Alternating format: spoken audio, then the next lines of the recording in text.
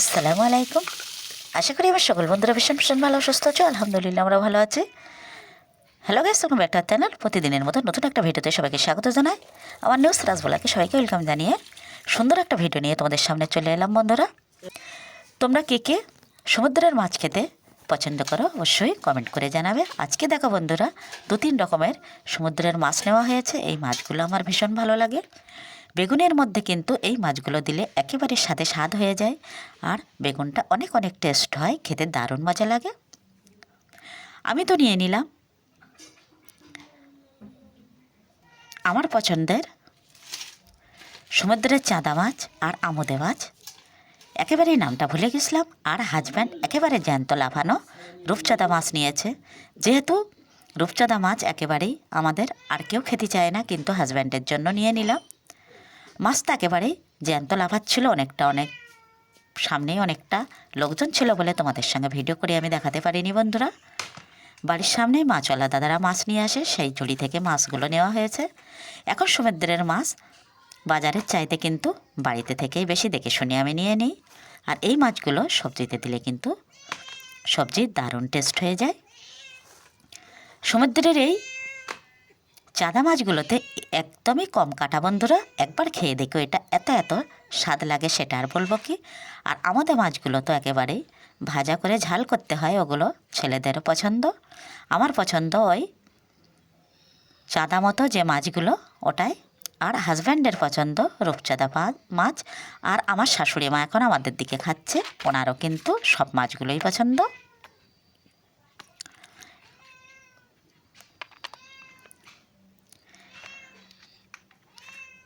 এই মাছগুলো দেখতে কত সুন্দর লাগছে বন্ধুরা, দেখো যেমন টাটকা মাছ আর তেমনি মাছের চেহারাগুলো কি সুন্দর।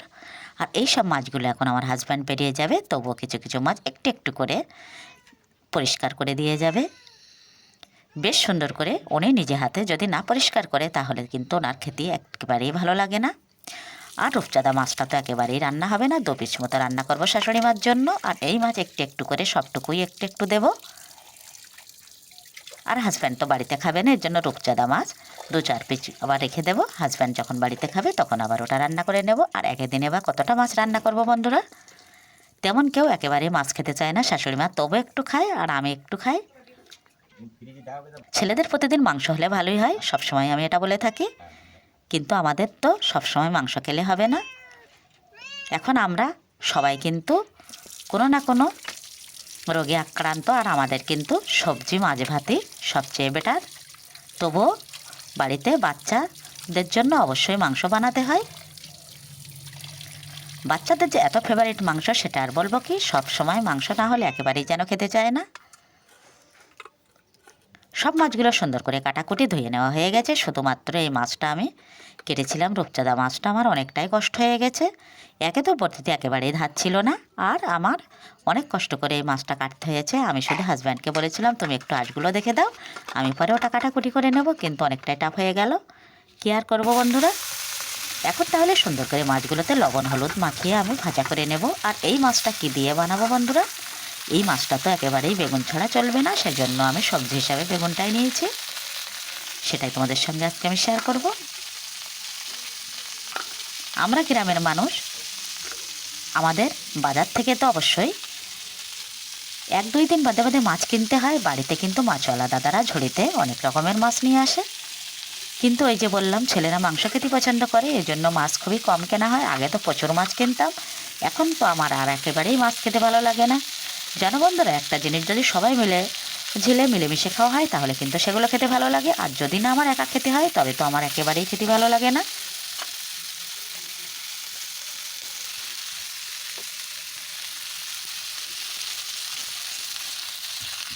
আমরা গ্রামের মানুষ, কাঠের জালে মাটির উনানে আমাদের রান্না, সেই মতো আমি রান্না চাপিয়ে দিলাম। এক সাইডে ভাত বসিয়ে দিয়েছি আর এক সাইডে মাছগুলো একটু ভাজা করে নেব। লাল লাল করে বেশি না ভাজলেও চলবে, এগুলো তো একেবারেই টাটকা মাছ, এই জন্য হালকা ভেজে নিয়ে বেগুনের মধ্যে দিয়ে দেব।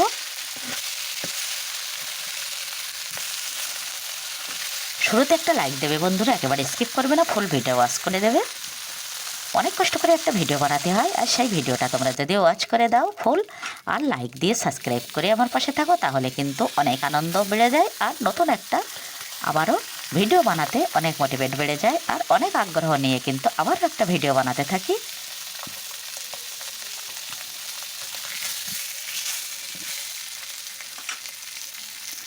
একটু একটু করে কিন্তু ফোন দিয়ে একটু একটু করে ভিডিও শ্যুট করে নেওয়া আর তারপরে জুড়ে জুড়ে তারপরে এডিটিং করে তারপরে কিন্তু ভয়েস দেওয়া অনেকটাই টাফ হয়ে যায় বন্ধুরা। তবু কিছু করার নেই, যখন ইউটিউবে এসেছি অবশ্যই তো কষ্ট করতেই হবে। এখানে কিন্তু আমি কুমড়ো বড়ি একটু দিয়ে দিচ্ছি।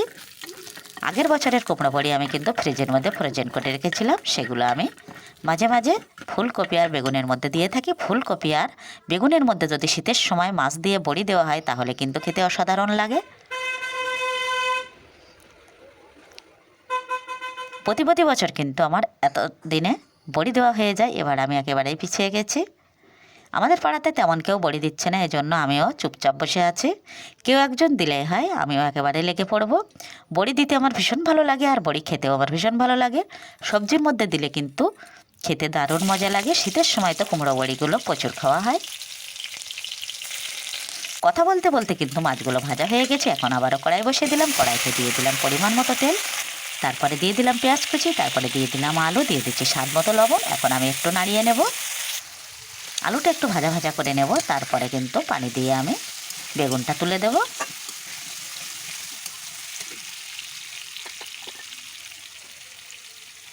এখন দিয়ে দেবো চেরা কাঁচা লঙ্কা, কাঁচা পাকা লঙ্কা মিলিয়ে সবজির মধ্যে দিলে সেটাও আমার বেশ মজা লাগে।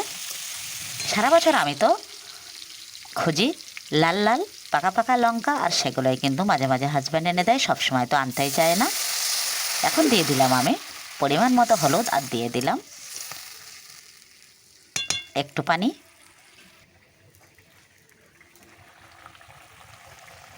পানিটা একটু ফোটার সাথে সাথে আমি বেগুনগুলো ঢেলে দিলাম। এখন আমি একটু ঢাকনা দিয়ে ঢেকে দেব।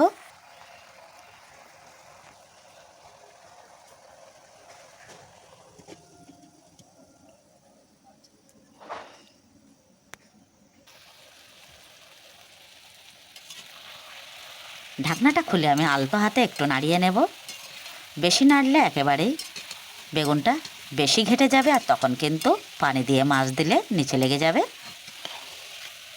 একটু গোটা গোটা অবস্থায় কিন্তু আবারও আমি ঝোলের পানিটা দিয়ে দেব।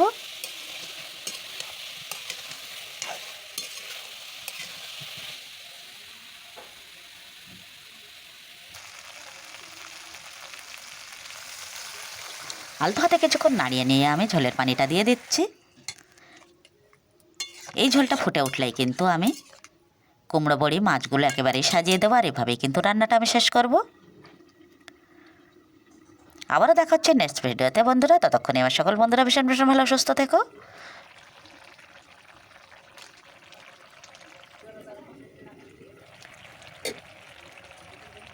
ঢাকনা দিয়ে আমি কিছুক্ষণ ঢেকে দিয়েছিলাম, আবার একটু করে নাড়িয়ে দেব সুন্দর করে, তাহলে বেগুন আলুটা একেবারে একটু গাঢ় হয়ে যাবে। আর তখনই কিন্তু আমি প্রথমে একটু জিরে মরিচের গুঁড়ো দিয়ে দেব। ওগুলো আবার এক একজনের এক এক অবস্থা। জিরে গুঁড়োগুলো যে মাছের উপরে লেগে থাকে তাহলে কিন্তু ছেলে একেবারেই খাবে না, এজন্য একটু নাড়িয়ে জিরে গুঁড়ো ছিটিয়ে তারপরে কিন্তু পরপর আমি অনেকগুলো মাছ সাজিয়ে দিচ্ছি বন্ধুরা। এই মাছগুলো কিন্তু খাওয়ার কেউ নেই, শাশুড়িমা একটু খাবে আর আমাকেই খেতে হবে।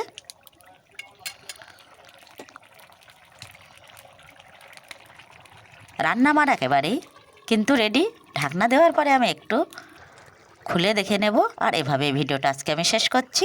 অনেক দোয়া ভালোবাসা রেখে গেলাম সকলের জন্য। ভাতটা আবার একটু ফুটে নেওয়ার জন্য সাইডে ঘুরিয়ে দিলাম।